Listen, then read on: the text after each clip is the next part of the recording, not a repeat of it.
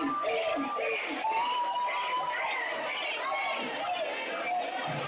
away, listen to some good music, and expand your horizon.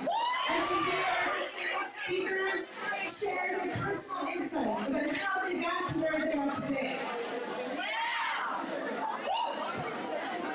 We would like to start off by expressing our appreciation to the many people who have made this amazing event possible. Thank you to Mrs. Kahan, Mrs. Adele, for vision, leadership, and unwavering support for the STEAM initiative and this event in particular. Thank you to Mrs. Wheeler, Mrs. Belvin, Mrs. Kleiman, Mrs. Butler, Mrs. Ennis, for helping us manage the physical aspects of this event. Thank you to the wonderful faculty of IANOTE and the STEAM Planning Committee, the Math and Science Departments, for your excitement, hard work, and enthusiasm in all aspects of organizing and running the program. A huge thank you to Mr. Reiner for putting countless hours into working out the technical details of the event. Mr. Reiner, you have to admit it was fun trying on all those gadgets in the fair. Of course, thank you to our wonderful speakers, our STEAM team, who volunteered hours to come to IANOTE to inspire us. And finally, thank you to you all, the super students of IANOTE, for your passion and spirit, and for being the team to a fantastic future.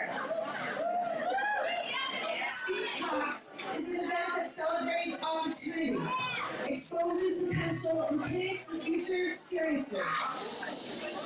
You might feel like you're simply a teenager who's in school to further your personal educational career. But in reality, you are the guardian of the future.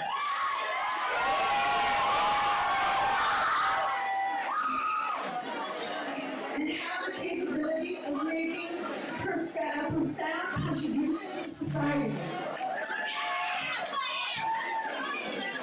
By the time you graduate college, you will have access to technology that will be so advanced, it's hard to imagine it even today.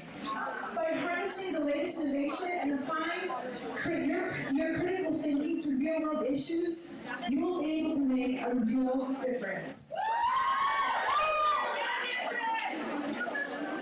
Who among us will work with a team who will cure cancer? Or find the key to longevity? Who among us will create robots to help the paralyzed? Or fine-tune water filtration systems that will be used in third world countries? You!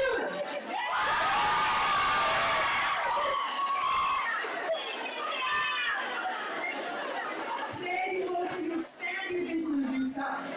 That you seriously consider, if I can, the greatness is the product of persistent effort. We hope that you explore new professions and expose yourself to the latest in STEAM. Some of you have asked, why not STEM? Why are you adding the arts, the A, in STEAM?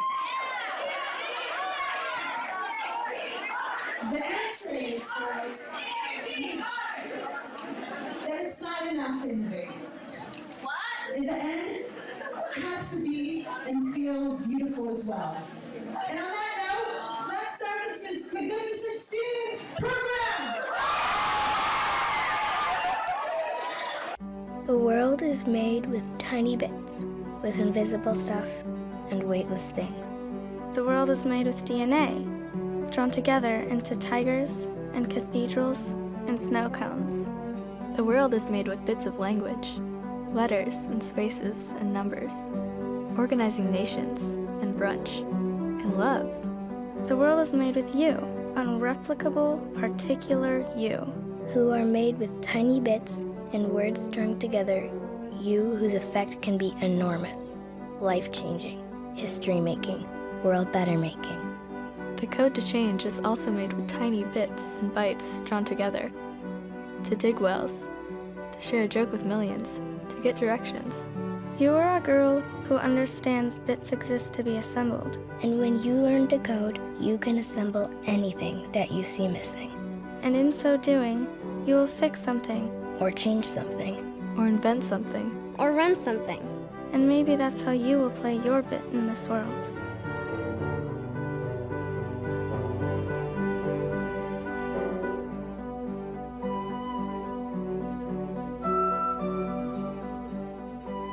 We're going to kick off this event with Rachel Gertler. You have us from Google headquarters.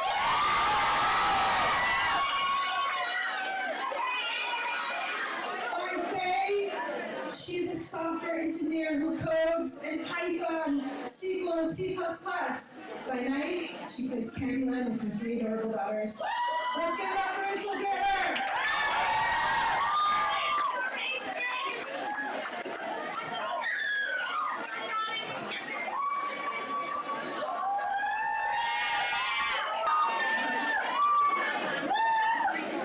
Hi, everyone. As you just heard, I'm Rachel Gertler. I'm a software engineer. I work for Google.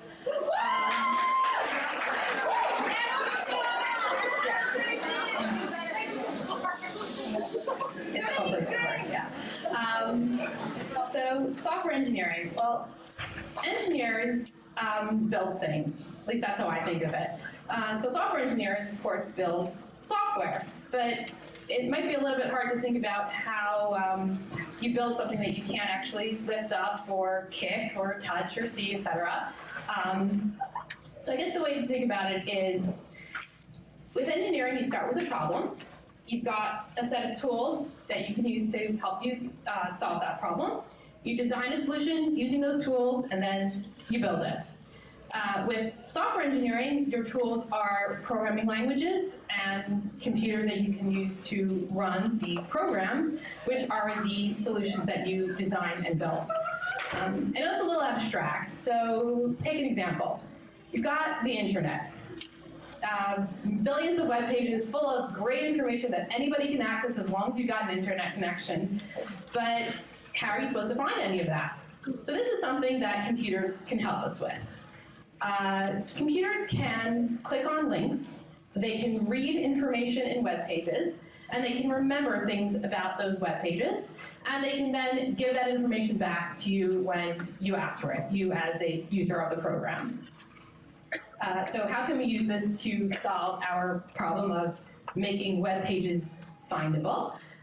We build a program that tells the computer to click on every single link it can find in a web page, read the contents of the web page, look for links on that web page, and click on those links, et cetera, to find as many web pages as it can find. Once it's read all those web pages it's found, we tell the computer what to remember about those web pages, and then we tell the computer exactly how it should respond when we give it a query, a bit of information to tell us, to match, to tell us which web pages we're interested in. Puts it all together, code it up, put it on, the internet, and you've got a search engine. And what makes, the good search engine good is they know exactly which web pages should be returned in response to whichever query you give it. So that's Google, that's Bing, Yahoo, I guess any of those search engines. So at a high level, software engineering is really just building software, solving problems. But what exactly is a program? I think of it as a giant flow chart. So you start with, some point, data, input, whatever it is, and the program, that is, checks some condition on it. Says, is this true, is this false, whatever it is. If it's true, you're in one state. If it's false, you're in another state. Move to that state. Check something else, take some other data, check another condition. Is that true? Is that false? Move to the next state, and so on and so on and so on. A program is basically just a giant flow chart saying, do this, do that, if that, do this, if not, do that, et cetera, and I guess the fun part, the challenging part of programming is figuring out exactly what you have to tell the computer to do in order to get out this larger solution that you want. Computers are very, very good at following very detailed instructions, and maybe not as good at figuring out what to do on their own. So you, as a programmer, as a software engineer, have to figure out exactly what to tell the computer to do. So that's pretty much how I spend my day every day. Sit at a desk and try to figure out what I should be telling the computer to do. So software engineering is, yes, a lot of it is really just sitting at a desk. There's also a lot of collaboration involved. I spend a lot of my time talking to people, trying to figure out which problems we want to solve, how we want to solve them, designing code, designing programs. Especially when you work for a big company like Google, there's a lot to learn and a lot to talk to people about. So it's not just sitting at a desk all day. And the best part of it is, with a program, once it's written, you can just run it again and again and again. So there's no point in writing the same thing twice, which means that you're continually learning new things on your job. Every single day there's new challenges, there's new things to learn, and I don't think you can ever get bored with it. And the other great thing about being a software engineer is it's actually an amazingly flexible job. Generally, when your boss wants you to write a program, he doesn't care, when you write it or where you write it. So you can work from home, you can make your own hours. I mean, this is obviously dependent on where you work, but in general, this is a field that offers a lot of flexibility in that way.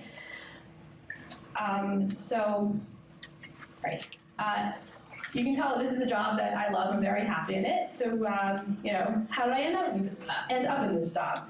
So my mother is a computer programmer, which means that it was always kind of in my mind something I could do. I took classes in high school and I really enjoyed it. When I went to college, I decided to try it out some more. I enjoyed it in college, so I decided to major in it.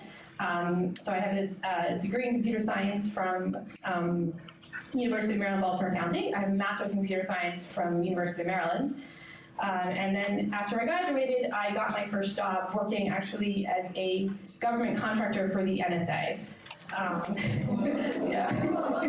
is actually very, very typical for people who live in Baltimore, which is where I'm from. But yeah, it's definitely cool being able to say that and being able to do that. And then after that, I moved to New York and I have my current job working for Google, which I absolutely love. First of all, they treat you really, really well. I don't know if you guys have heard about what a great place it is to work. Yeah, we get free food, even free kosher food, and we have a game room, and yeah, it's a lot of fun. The best part really is the amazing people I work with and the great problems that I get to work on. And I'm really serious about that. It's a very, very fun place to work. Yeah, so I don't know. I hope that some of you have been intrigued by this and think maybe this is something that you'd like to try. Even if you think that maybe this speech of mine didn't convince you, the truth is that coding, it's kind of hard to explain what it is without actually doing it. So the best thing you can do is, if your school offers a class in it, then take the class. Even if they don't offer a class, you can go online, you can search for how to code and find a tutorial. I think if you go to that madewithcode.com or .org, whatever that video said, it probably has links to some basic code you can try. And if even if when you get to college it's not too late, you can take a class then. Computer science for non-majors, I know they offer, just so you can understand what it's like. You might decide that, wow, this is really cool, this is something I actually want to do for the rest of my life. And the truth is, even if you don't, it's still really good to understand what it is to code, and it's becoming more and more useful really across, I think, a variety of fields to have some kind of ability to write some basic program. So I guess there's one thing you should take out of this is try it. Yeah!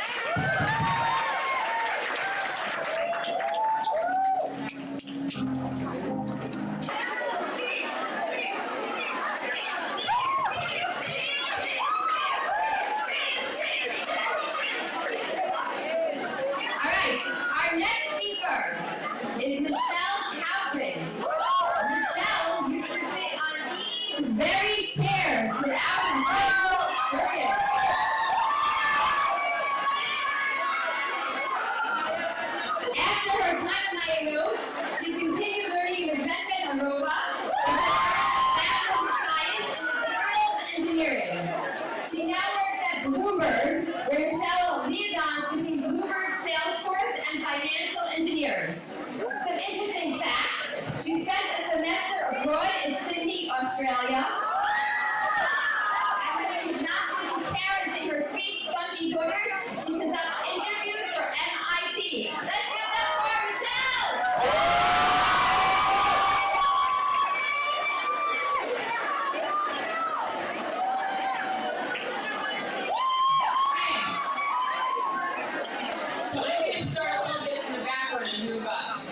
because I'd like to say that my decision was a decision, but really there was a lot of serendipity, there was a lot of luck, and a lot of grabbing opportunities as they came to me.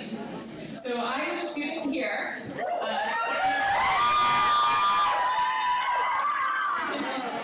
Second graduating class, 2001. I had some really amazing teachers here, and it got me more into math and science, and I kind of knew that was where I was headed. So after Israel, I went to MIT.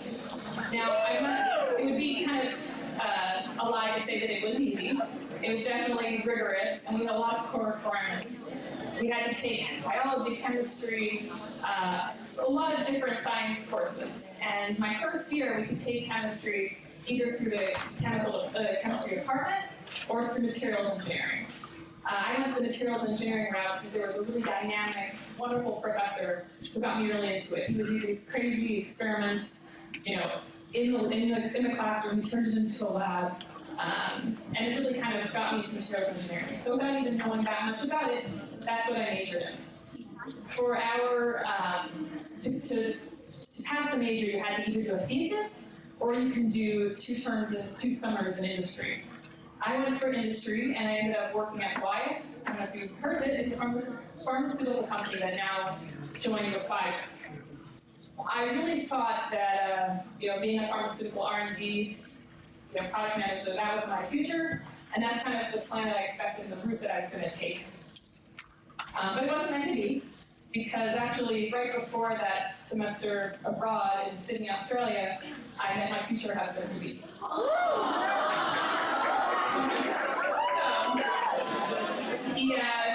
he showed his devotion by coming to visit me twice. We ended up, really kind of solidified things. But I was able to study materials engineering and go surfing every other morning. It was a nice life. But I had to go back, grow up and finish off my college experience. So instead of going to work for Wyeth, my husband, who had a big background in economics, said, why don't you try to interview with banks? This is the one shot you're going to have because they do a lot of on-campus recruiting, and you can always go back to Wyeth, you have a good rapport, that people know you. So I figured, what the hey, I never studied anything about finance in my life, but why not interview when they're on campus? So the nice thing was that at MIT, you have a lot of options. So people don't really care if you study that exact thing. They know that you have the ability to learn, that you're going to work hard. And I actually had a bunch of options to choose from. I ended up going to a trading position at Credit Suisse. That's where I was actually for about 8 years out of college. So again, it might seem materials engineering, what does it have to do with a trading role, right? There's not a lot at sea. But what I found was that my ability to focus and tune out the noise, and there's a lot of noise on a male-dominated trading floor. You just kind of sit there, do your work, figure out what's important, and problem solve, which is essentially a lot of the skills that I learned from my major and just, from working collaboratively and problem solving in the past.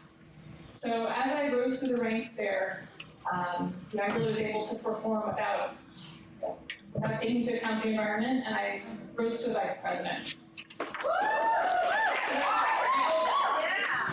So then last summer, I went to work for Bloomberg. I don't know, most people think of it as a news organization. I think of name like Bloomberg. But really the main product of Bloomberg are these financial terminals. So we have these terminals that everyone in finance uses both as a communication tool, as an analytics tool, to look at trends in the market and what have you. So my job there is a senior role as a derivative specialist. So what I do is I help companies with their complex derivative positions. How do you value them? How can you make your process more efficient? What are you doing wrong? Where are you losing money? And I try to kind of fix those problems. But the nice thing about the role is, unlike the trading role where I was really in the silos, I made my own trading decisions and executed them was done. This is much more of a client-facing role. It's much more of a team role, which is really nice, and I like that a lot. One of the challenges I would say for this role specifically is that it's a flip side of the same coin. I have a team that supports me. I can't do things on my own as much. And if there's a product enhancement that gets delayed, if something we've told our clients is coming in December, the end of the year, and gets pushed off, I have to manage that very delicately so that I don't lose my credibility. I guess one of the most, you have to learn how to work efficiently within an organization. So a lot of, not just to make my office life better, but also to be able to work efficiently and have people listen to me and have people do what I need them to do. I ended up having, I had 2 colleagues over for Friday night dinner. They were Jewish, but not religious. So they came to the house, and it really helped kind of build our rapport, both in the office, and also I could really enjoy the company out of it as well. I guess I would say that, there's one of the things that none of the speakers may mention, but I'm going to mention it because I'm the money person. You make a lot of money when you study math and engineering and it's not nothing. You're working hard, but one of the things I say is that you have to pay your dues. There's no profession where you're not paying your dues. It's just a matter of how much reward you get for your effort. And I think with this field, I was able to do a bachelor's degree and came out earning more than some of my friends in advanced programs. And it compounds. So even if you don't start off the site, these skills are very desired and in demand in the workforce. So what I would say, and this is kind of my message to you, is realize that they're these roles. So they really want this quantitative skill set. You're going to have to work hard. But you know what? If you work hard now, you will reap the benefits later, not just in money, but in career successes. I love what I do every day. Like, for example, tomorrow, I'm going to Washington, D.C. I'm going to meet with a chief risk officer and a head of capital markets at a huge housing finance company. So what I'm going to do is celebrate our most recent expansion of the business relationship. But I'm also going to look for more pain points and see if this is a client that we can grow organically and if there's more there. I think there is. Just yesterday, me and my colleague we each won $100 gift cards for driving the second best sale of the year. So there's a lot of, fun rewards, both for my competitive drive, but also, just pure dollars and cents. But really, just don't be afraid to take risks. Don't be afraid to let things go off the path a little bit. If you, had planned to do one thing, take opportunities, let that change. And another big thing is you always want to be learning. The economic environment can change drastically. I was right in the middle of the thick of the financial crisis on trading desks. You want to make sure when you learn and you improve your skills, you will always be in demand, and the economy will have less bearing on your future. So just, work hard, work smart, stay organized, and hopefully have a bright future ahead of you.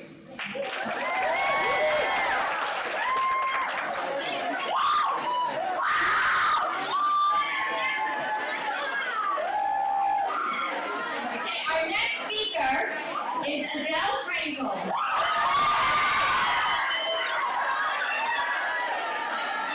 We all know a lawyer or two, but when's the last time you met a lawyer who specialized in technology? Let's ask for her favorite quote. Adele, who currently works with the prestigious Wilmer Hill firm, shared a powerful message from Nelson Mandela. Education is the most powerful weapon which you can use to change the world. And here is Adele Frankel!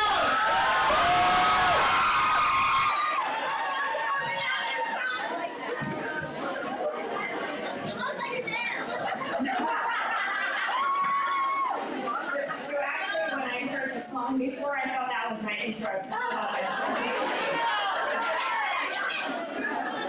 I'm not going to be singing today. I'm actually going to be telling you a little bit about my job. Sorry. So, as Ela mentioned, I'm an intellectual property attorney. Intellectual property covers 3 main areas. There are patents, and that basically deals with new inventions. And in exchange for sharing your new invention with the world, you get the right to own that invention and to stop others from making that invention. And that's mainly what I deal with. And intellectual property also covers things like copyrights, songs, books, movies, and finally it also covers trademarks. When you go to a store and you pick certain brands over others, that's also part of intellectual property. So my talk covers two main roles. One role is to to meet with inventors and to discuss their inventions and to figure out whether they have something that can be patentable. And to give an example, as a friend who came up with a way to make maple water. I don't know if you've heard of coconut water. So this is a different type of water. Supposedly it's supposed to be super healthy for you, and it's made from maple syrup. And he came to me and he said, I came up with this great process to make maple water, and I want to know if there's anything patentable about it. So the first step is we research the area and we see what else is out in that specific industry to see if his process is unique and if he could apply for a patent. And the next step is to sit down with him and to figure out the details of his invention and to write it up in a way that will be acceptable and to get a patent for it. So that's one aspect. And the other aspect, probably the aspect that you see in TV shows, is two companies get sued, or one company sues another company. One of my clients is Apple. I'm sure a lot of them have Apple. And often they get sued, and it's our job to make sure that their technology is protected. And basically, a competitor will file a complaint in court, and they accuse our clients of stealing their property. And what we have to do is we have to evaluate the patents of the other company and evaluate Apple's products and figure out do they really infringe? Have they really stolen any technology? And it's a long process. It's not, the complaint is filed and then maybe 2 years will occur in court. So in the interim, we study the technology. I got them to go to Apple's headquarters in California and met with Apple engineers. I have a background in computer science, so often I'll read code to understand how the products work. And then I do an analysis to figure out, okay, what do the patents cover? What are Apple products? Do they infringe or do they not infringe? And another way we could also learn the case is to figure out whether the patents that are being asserted against Apple, whether they're actually good patents, and whether there may be other technology out there that makes the patents not that valuable. So that's, and it involves working in a large team. I work with really smart people. I work on lots of different interesting technology. I've also worked with large chocolate companies where they came up with ways to make chocolate healthy, and that's possible. And so the thing that I love about my job is just working with lots of different technologies. It's a very challenging environment. The hours are long. You're working on many different projects at the same time. Sometimes with Shabbat, you have filings that are due on Friday evenings, so you really have to make sure that you get your work done in time, that you coordinate with other people to help you out. And the way that I got into this area was I always had in my mind that I wanted to be a lawyer. I didn't really know what being a lawyer meant, but I thought it meant spending a lot of time in court, wearing some suits, defending criminals, and it's very little of what I do. I think I've been practicing for 7 years, and I've only been to trial once. So a lot of it is really behind the scenes, analyzing technology, talking to your clients, meeting with engineers, and I think basically everyone I work with has some sort of technical background, and that really helps you in your job to be able to communicate with engineers, to understand the technology. And I would say the best thing is really to try to have different internships to expose yourself to things that are out there to get a sense of what the job is really like. And when I was in law school, I still didn't know what area of law I wanted to do, and I had an internship with American Express. And they had a lot of intellectual property around their credit card programs and around they had all different types of names and credit card offers. And I worked with some amazing attorneys, and it seemed like a really interesting area of law. I had done some work at Columbia in computer science. That was one of my areas of study. And then I went on to get a master's at the University of Chicago in computer science. And I feel every day I do both law as well as technology. And I really enjoy it a lot. Thank you. Our next speaker might look a bit familiar. Indeed, she is the sister of her beloved biology teacher.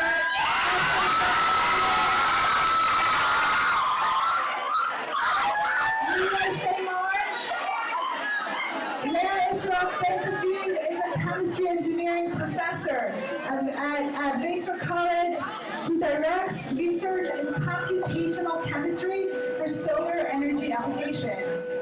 She has made her way through many Ivy League institutions, as stated in the bios, with her guiding mantra, take each day as it comes.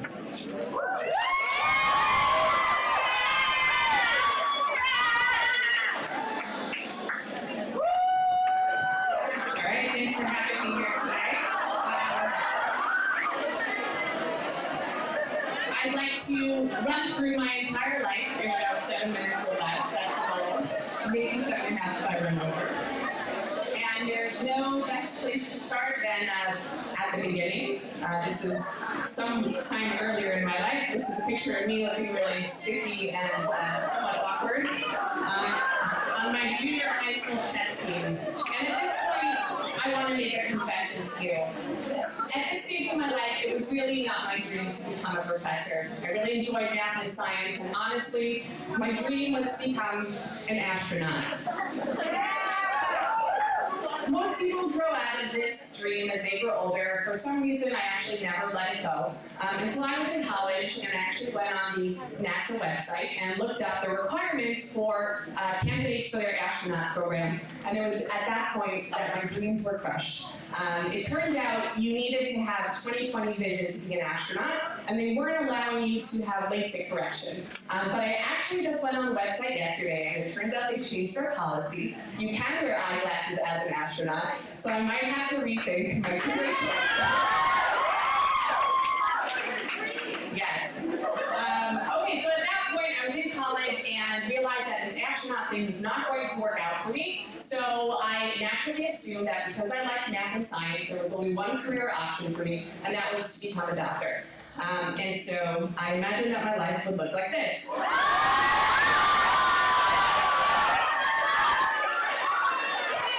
So, but hopefully,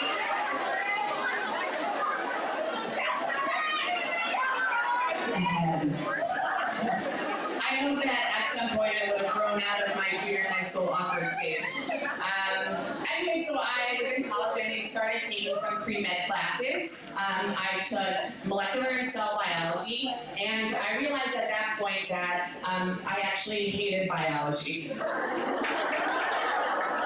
I thought, I thought medicine was the only job choice, but maybe this whole doctor thing isn't going to work out for me. And I thought a little bit more about what type of things I would be interested in. I thought that maybe I would enjoy a career where I could have a little bit more intellectual creativity, such as potentially becoming a researcher. I was really interested in drug design and thought maybe I could work in a pharmaceutical company, or teaching kind of runs in my family. I really like teaching. It's kind of in our genes on some level. And I thought I would really enjoy teaching higher level material on a college level. So the other career option I was considering was becoming a professor. Again, still in my junior high school awkward stage. So the problem with becoming a professor was that I needed to get a PhD for that. And that seemed like a really big commitment, and I really wasn't sure about this decision. So it was the summer before my senior year of college, and I basically asked everyone I knew about their advice. Should I go into the industry after college, or should I go for a PhD and become a professor? And I'm going to share with you some of the worst and the best advice that I got during that time. So worst advice was don't get a PhD because guys will be intimidated by you and they won't want to date you. Do I need to explain why this is the worst advice ever? Yes, I will. If there's a guy who doesn't appreciate my brain, the odds are I won't be interested in them. So I was really doing myself a favor by doing that.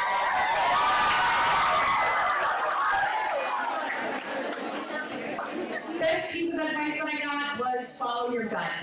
During all of these conversations, I would say that I was undecided, but at the end of the day, when people were telling me why I shouldn't get a PhD, I found myself always pushing back. Until somebody told me, Leah, I think you know what you want. And they were right. I did know what I wanted. I was just a little afraid to make that big decision.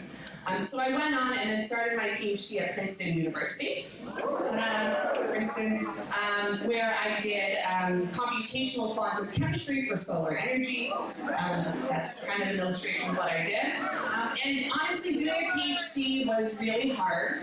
A lot of my colleagues burnt out, left academia after that, and went into other great professions. You can do a lot with a PhD. You can go into science writing, you can go into consulting, finance, you can do a lot of things. But I knew that I wanted to stay in academia, and so I went on then to do a postdoc. This is just basically 2 years of research at Stanford University after that. And after that, I hit the job market.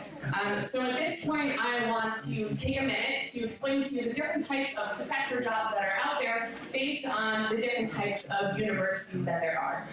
So you can kind of break it up into two camps. The first category are research universities. At a research university, you have grad students who are granted PhDs, and the professors at research universities, mostly their job is to run their research labs. They mentor grad students. They'll teach maybe 1 or 2 courses a year, but their main focus is to do major research, publish papers, and pull in grants. The other category of universities are called primarily undergraduate institutions or liberal arts colleges. And in these schools, there are no PhD students. So the main goal of the professors there are to teach. They teach about 5 or 6 courses a year.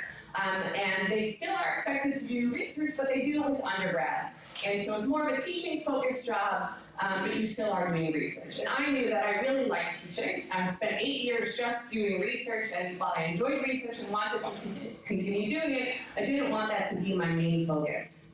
So when I applied for jobs, I only applied to liberal arts colleges. And I was lucky enough to land my ideal job at Vassar College. I started, I guess, this year. I just wrapped up my first semester at Vassar. Vassar is basically an upper-tier liberal arts school, so while there is a strong focus on teaching, it's about 50-50 with an expectation to do research. This past semester, I taught general chemistry and quantum chemistry. These are 2 topics that I'm pretty passionate about, really enjoy teaching. I started up my research lab and worked with 2 really bright students doing computational quantum chemistry. And I feel very lucky to be in a job that I honestly love. I'm teaching amazing, bright, and motivated students who are excited about learning. I'm really excited to show up every day and work with the students. On the other hand, I will also tell you that I have really worked very, very hard this semester. It's not an easy job, especially your first year teaching. There's a lot of startup involved in preparing your courses. And it was very hard to balance the demands of my first semester teaching with also a long daily commute and also being a mom and a wife. My hope is that in the future years, things will ease up a little bit. But for now, things have been a little intense, but still very rewarding. Okay, I want to wrap up my talk with just some brief points, key takeaways that I want you to ideally remember. So the first was trust your gut. Remember that one? At the end of the day, often you might say that you're undecided, but deep inside you often know what you're really interested in. So listen to yourself. You usually know what you want to do. The second one is explore. I didn't talk about this extensively, but a lot of what shaped my career aspirations was trying out things and not liking it. Granted, I never got to try out being an astronaut, so I might have liked that. But I did try out a lot of other things that I didn't like and decided not to do those things. So the more you try, the more you learn about what you want to do. This says, what does success mean to you? So this piece is that you define what success is for you. In society, for instance, they might define a successful professor as one who has a top position in a research university. And I knew for me, that wasn't going to make me happy, and that wasn't what was best for my family life. And so success for me meant getting a job like the job at Vassar. And so you define what your own ideals are, and don't listen to what society says that you have to do. Okay, and the last bit is somewhat unrelated, but learn good grammar. So, this isn't really talked about so much in science careers, but you can be amazing at science. If you don't know how to communicate your science knowledge, everything you know will be worthless. It is so important to be able to write effectively, to speak effectively, in order to actually communicate the science that you know. So learn good grammar. That's about it. If you have any questions, I'm happy to talk to you afterwards. If you ever had an idea but you're scared of sharing, lest someone steal your idea, well, we have someone here today, Oprah Weinberger, who has a very impressive background, but what's most fascinating is what she does. Mrs. Weinberger takes ideas and helps make them a reality without anybody stealing them.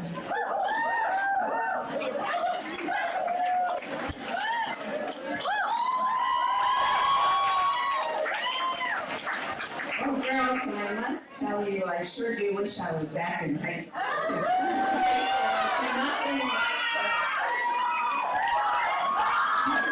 So it's actually very exciting to be here and to speak to you after the lineup of exciting women who have already spoken to you. Because what I want to describe to you is a career path for girls who are interested in science or any of the sciences. In my case, it was biological sciences, immunology. That it actually represents a combination of a lot of what you've already heard this morning. So what I do is technology transfer, which is a career path that not many people have heard of. It is the combination of science, business, and law. And I'll take a minute or two just to describe to you what it is. I'm happy to talk to anybody about this career path in a bit more detail. You can always look me up or find me. I live here in CNET. And then I will tell you a bit about how I got here. And my take-home message to you all, and I'll repeat it over and over and over again, is be open to opportunities. You never know where an idea that is going to be suitable for you, exciting for you, work for you is going to come from. And so technology transfer is the office at the university that works with the university researchers, the scientists, to identify, to recognize from the really exciting and cutting-edge research that they do, what research discoveries, results, observations that they are making that is not just going to create the new knowledge that is going to get published in those big fat textbooks that are really important, but, you know, the big textbooks that you all read in high school and in college and in graduate school, but what are those nuggets of scientific discovery that are important for companies to then pick up in order, in my case, of life sciences develop into the new drugs, new medical devices, new medical treatments that are so important for the good of society. So what is involved in making that connection? That is what the Office of Technology Transfer does. We work with the brilliant scientists. We help them recognize what in their scientific research might have use and application to develop new products. We work with the attorneys, the patent attorneys, contract attorneys. We work with companies to develop partnerships and collaborations, negotiate deals with them so that they can acquire the rights to the patents, to the discoveries, and we make sure to stay involved and manage those relationships in order to help those exciting new drugs get developed. What I do on a day-to-day basis is I work with the scientists, I work with the attorneys, I work with wonderful, smart people. It can be intimidating at times. It can be very intimidating at times. And so I'm going to tell you just a little story from my background that I don't often disclose, and about how I got to where I got. I put one step in front of the other. I was interested in the sciences. Interestingly, my mother was a scientist as well. I kind of always assumed I would go into the sciences. It's interesting how we hear that repeated over and over and over again. So, you know, that familiar family tradition that seems to play a role. I went to Brooklyn College. I wasn't ready to go out to work. I had no idea what I was really going to do. Went on to graduate school. Ended up finding a guy that I wanted to marry, who was in medical school up in Boston. I had started graduate school at Einstein. I needed to transfer up to Boston. I had no idea how that application for transfer was going to work out. And this is a take-home message for all of you. Don't sell yourselves short. Don't think you're not going to qualify. Don't think you're not going to make it. I applied to the 4 programs in the Boston area that had programs in my area. I was rejected from BU and Tufts and accepted to Harvard and MIT. And so that would certainly not have been the path that I would have predicted for myself. I ended up getting my PhD at Harvard, stayed on there for quite a number of years, doing research, came to Columbia University as a faculty member, and then only after quite a number of years did I start to think about alternative career paths. So I found my way into technology, the tech transfer office as an intern. So internship experiences are truly very valuable at opening doors and introducing you to, options. And the rest, as they say, is history. I rose to the ranks. I've been the director of the office for the last 15 years. It's very exciting. It's very gratifying. It's very intimidating working with Nobel laureates and all kinds of other sorts of brilliant people. It's time-consuming, it's challenging. I have 5 children, I'm juggling it all. Another take-home message for you all is don't expect perfection from yourselves. Something's got to give. So you just have to set your priorities and just plow ahead. I'll just leave you with one nugget of an example, and that is, you're all learning in biology how cells work, how cells proliferate. You know that in the setting of cancer, cell proliferation is dysregulated. What the pharmaceutical companies have been very busy with doing for many, many years is trying to develop drugs that are going to better regulate the cells that are proliferating out of control. So what my office is responsible for doing is identifying scientific insights in the laboratories that have relevance to drug discovery, and then going out and making those connections and partnerships with industry, taking all the steps along the way that are part of the process. And so girls, go out, change the world. So, I have to admit, that when a new Pixar movie comes out, I'm more excited than my kids.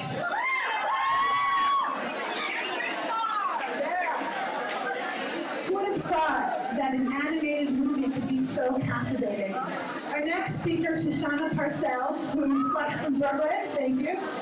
She's immersed in computer animation and interactive media. Her favorite quote is in line with her professional aspirations. You mustn't be afraid to dream a little bigger, darling.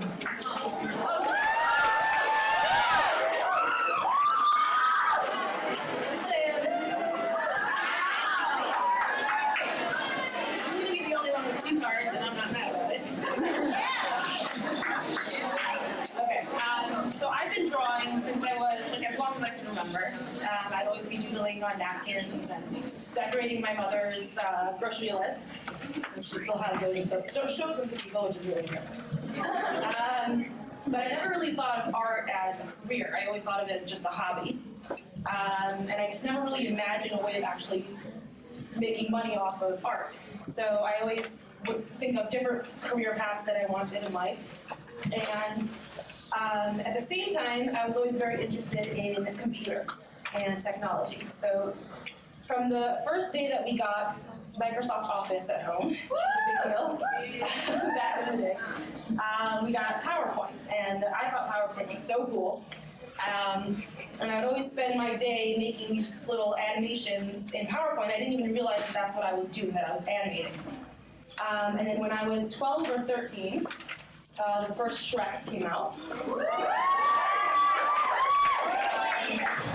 And at the end of that movie, there's a blooper reel. I don't know if any of you saw it, but it's a blooper reel from the 3D software that they use. And it showed how they make it and the little mistakes that, like when they're trying to make Shrek wave, he ends up, with his hand up his nose or something. So when I saw that, I was like, what? That's a career? That's crazy. But I got so excited. Right now I'm a freelance animator. I'm still in school actually, graduating in May, from FIT. And I used to get in trouble for doodling in class, and now they expect you to doodle in class. So that's fine. So what is animation? Animation, there's all different types of careers within animation. Within the filmmaking industry, there's people who model, who build the characters, like they modeled Shrek, they decided what Shrek is going to look like and they built him in 3D. Then there's the people who rig Shrek and give him bones so that he can move. And then there's the people who do lighting and texturing, and then there's people who animate. So there's 1,000 different people who work on one film. And animation is a long process. These movies that you see in the theater or whatever, Pixar, Disney, they take years and years and years to actually be created. There's a Pixar animator named Pete Docter, and he worked on Inside Out, if any of you saw that. So he was the director on that, and he said animation is like telling a joke and then waiting 3 years to see if anyone laughs, which is very accurate. So animation is it's a constant learning process. It's a lot of discovery. There's always new technology coming out, which feeds into what we do. There's always new software to learn. There's always new coding to learn. Maybe someone will come up with a new code to do something within the program that we have to learn. So what I love most about animation is the people in the industry. Animators are always very fun, laid back, creative, silly, and they're always very inspiring. So the people that I study with, the people that I work with, we feed off each other creatively and we help each other, and it's a really great group of people to be a part of.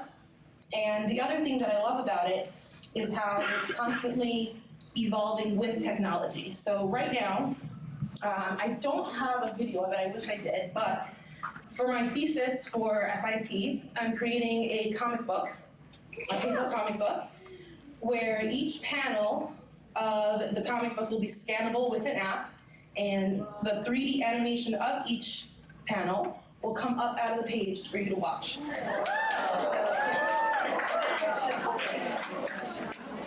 So that's called augmented reality.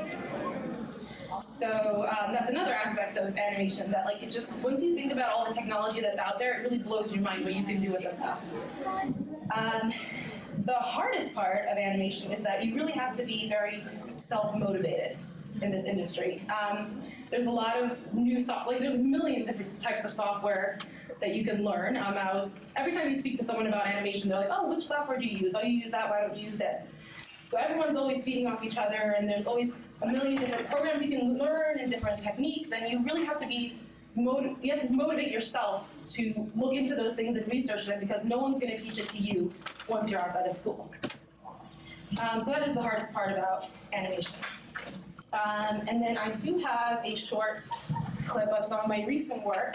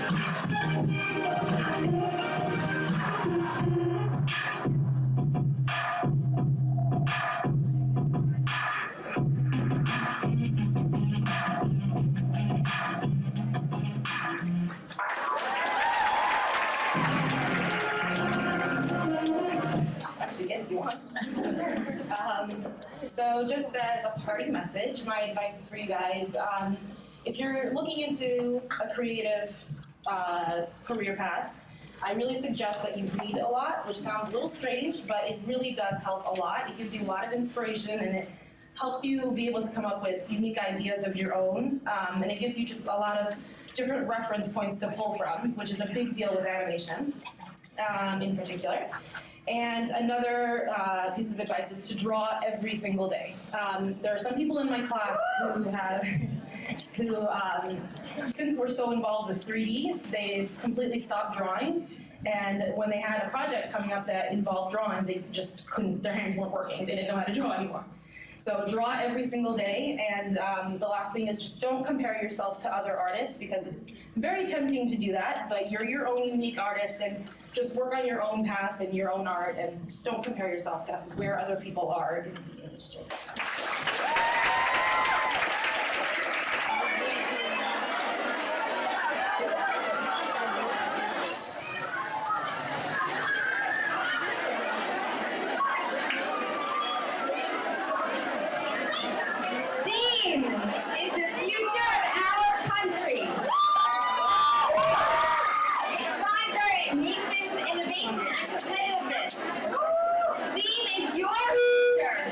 It's your best career option, and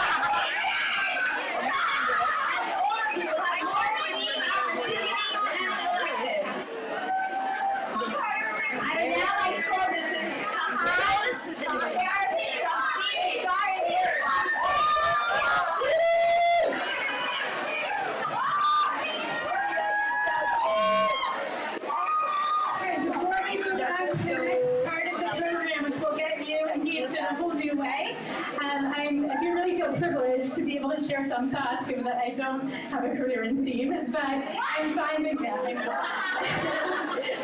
I'm finding today's program so inspiring in the way that it's opening our eyes both to new careers and really to new worlds and ways of innovating and creating in our rapidly evolving society. And let me have your attention. And in the eyes of Chazal, one of the fundamental mitzvot in the Torah is the halachta b'drachav in Parshat Ki Tavo, which is said in some similar phrasing elsewhere in the Torah as well. And Chazal view that as a fundamental mitzvah because their understanding is that mitzvah tells us that we need to emulate Hashem. That in the way that Chazal expressed it, just as Hashem visits the sick and clothes the naked and comforts mourners, we are also meant to emulate him in developing within ourselves those qualities and those actions. The Rav Soloveitchik, interpreted that mitzvah also in a similar way as meaning emulating Hashem and being very central to Judaism, but with a really different orientation. The way that he understands the mitzvah is that just as Hashem is a creator, we are meant to be creators. We are commanded by the Torah to be creative. And the way that he expressed it is that the dream of creation is the central dream of halachic man, that being a creator lies at the heart of a halachic consciousness, that striving to be just as Hashem creates, that we also give something unique of ourselves and create something new in the world.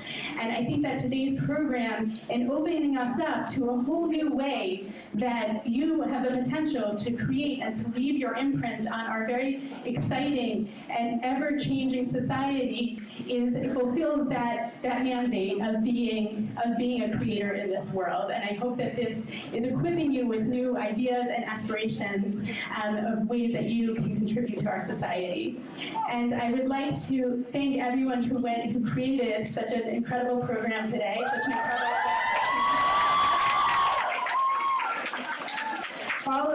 all of the speakers who came and shared time and wisdom to open our eyes to these new opportunities. The math and science departments who put a tremendous amount of time into this program. The tax department, including Mr. Reiner, who put tremendous effort into making this successful event. And of course, especially Mrs. Nadler and Mrs. Stein, who put really untold amounts of time and vision and thoughtfulness and dedication into creating a program that is so meaningful and enriching for all of us. And I will now turn it back over to Mrs. Stein, who will explain the rest of today's program.